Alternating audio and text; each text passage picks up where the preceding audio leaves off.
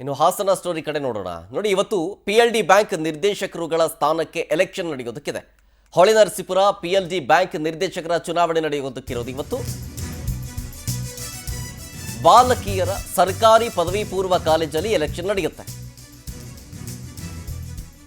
ಇದಕ್ಕೆ ಸಂಬಂಧಪಟ್ಟಂತೆ ಮತದಾನದ ಹಕ್ಕನ್ನು ಹೊಂದಿರೋದು 284 ಜನ.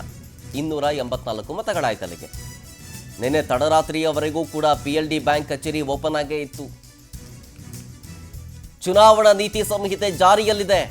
ಹಂಗಿದ್ರೂ ಕೂಡ ತಡರಾತ್ರಿಯವರೆಗೂ PLD ಬ್ಯಾಂಕ್ ಕಚೇರಿ ಓಪನ್ ಇದ್ದು ಅಲ್ಲಿ ಸಿಬ್ಬಂದಿಗಳು ಕೆಲಸ ಮಾಡ್ತಾ ಇದ್ರು. ಮತದಾರರ ಪಟ್ಟಿಯಲ್ಲಿ ಮಾಡ್ತಾ ಇದ್ದಾರೆ ಇವರು, ಗೋಲ್ಮಾಲು ಅಂತ ಆರೋಪ. ಯಾಕೆ ಓಪನ್ ಮಾಡಿದ್ರು ರಾತ್ರಿ? ಯಾಕೆ ಕೆಲಸ ಮಾಡ್ತಾ ಇದ್ರು? ಏನು ಕೆಲಸ ಮಾಡ್ತಾ ಇದ್ರು?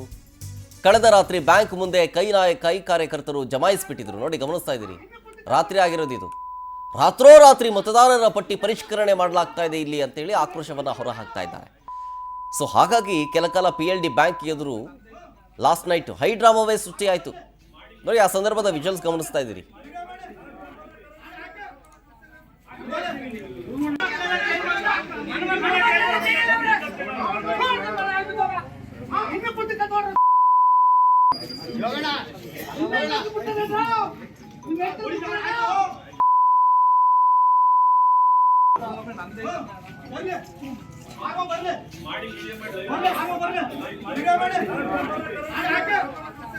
ಮಾಡಿ